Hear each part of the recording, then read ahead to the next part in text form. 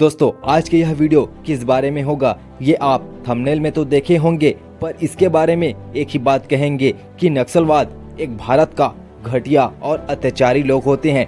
पर इसका सबसे बड़ा कारण कि ये क्यों बने, नक्सलवाद कहां से आया। दोस्तों इस वीडियो को पूरा देखिएगा। और दोस्तों अगर आप इस वीडियो पर नए हैं तो वीडियो को कर दीजिए लाइक, चैनल को कर दीजिए सब्सक्राइब और जानते हैं कि नक्सलवाद क्या होता है। दोस्तों नक्सलवाद को जानने से पहले हम 3 नाम जिसको आपको याद रखना बहुत ही जरूरी होगा और आप इसको रट लीजिए कि ये नाम ही नक्सलवाद को जन्म दिया है। जहां पर सबसे पहले नंबर पर आता है माओ जेडोंग, दूसरे नंबर पर आता है चारू मजूमदार और तीसरे नंबर पर आता है कानू सान्याल।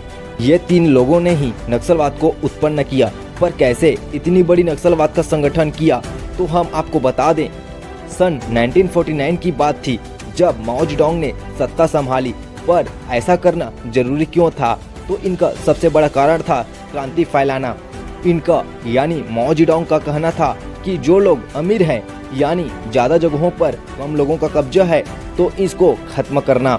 और हुआ भी कुछ ऐसा। इन्होंने इतने बड़े सोच को पैदा किए कि जो गरीब लोग थे इनको भड़काना चालू कर दिया और वे इसमें सफल भी रहे और लोगों के मन में लालच भी पैदा हो गई। तब एक साम्यवाद की स्थापना हुई जिसमें साम्यवाद यानी समानता का अधिकार। और तब न अमीरी देखा गया न गरीबी। इसका अंत करना खुद का फैसला बनाया और इसे ही माओवादी विचारधारा भी कहा गया, जिसमें कई देश इससे प्रभावित हुए, जिसमें शामिल था अपना प्यारा भारत। और यहीं से शुरुआत होती है नक्सलवाद की। आखिर कैसे भारत में स्टार्ट हुई, चलिए अब इसके बारे में जानते हैं। वेस्ट बंगाल यानी पश्चिमी बंगाल जहां माओवादी की शुरुआत हुई, जिसका कारण मानते हैं मार्क्सवाद और लेनिनवाद को। लेकिन ये दोनों लोग नहीं थे इसका कारण।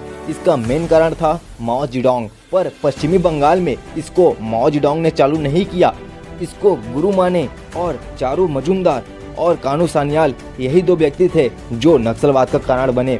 भारत में साम्यवाद को पैदा किया जो पश्चिमी बंगाल के एक गांव नक्सलबाड़ी से शुरुआत किया और तब नक्सलवाद का प्रारंभ हुआ। सीधे शब्दों में समझें तो जो जमीन पर अधिग्रहण करेगा उसका हम विरोध करेंगे और अगर ये नहीं हो पाया और तब इसका उपाय हथियार की सहायता से करेंगे। यानी अगर हमें अपनी जमीन नहीं मिली तो इसके लिए हमें अगर हथियार उठाना पड़े तो वो हम उठाएंगे, लेकिन वो जमीन हम लेकर रहेंगे।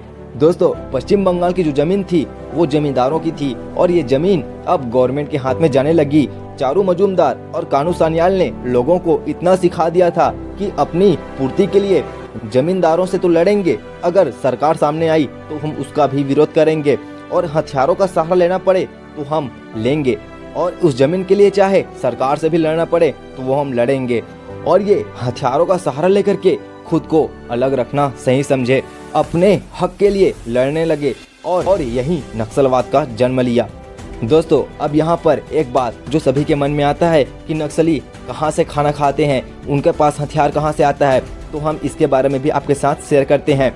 दोस्तों ये अपना पैसा बड़े जमींदारों से, अमीर लोगों से लूटते हैं और वो पैसे से ये अपना हथियार खरीदते हैं। और दोस्तों कुछ हथियार ये पुलिस कर्मियों से भी प्राप्त कर लेते हैं, जहां पर ये उन पर हमला करके उनसे हथियार छीन लेते हैं। ये इस तरीके से अपना जीवन यापन करते हैं। और रही बात इनको खाना कहाँ से मिलता है, तो ये छोटे गाँव में घुस करके वहाँ लोगों को डरा करके उनसे खाना ले लेते हैं। भारत में अब 10 राज्यों में ये नक्सलवाद पलते हैं, जिसमें झारखंड, बिहार, छत्तीसगढ़, ओडिशा, केरला, आंध्र प्रदेश, तेलंगाना, महाराष्ट्र, वेस्ट बंगाल और मध्य प्रदेश। इन 10 जगहों में नक्सलवाद काफी फैल गए हैं और यहाँ पर इनकी एक गुट भी चलती है, जहाँ इन 10 राज्यों में आपस में मिल करके ये नक्सलवाद को अंजाम देते हैं। दोस्तों आज यही नक्सलवाद के कारण हर साल हजारों पुलिस कर्मियों की जानें जाती हैं। आपका क्या कहना है कि क्या नक्सलवाद का अंत होना चाहिए? दोस्तों कमेंट जरूर कीजिएगा। और अभी हाल ही में छत्तीसगढ़ में 11 लोगों की और जानें गई हैं। और दोस्तों चलिए मिलते हैं नेक्स्ट वीडियो में, और इस वीडियो के लिए एक लाइक से सब्सक्राइब तो बनता है।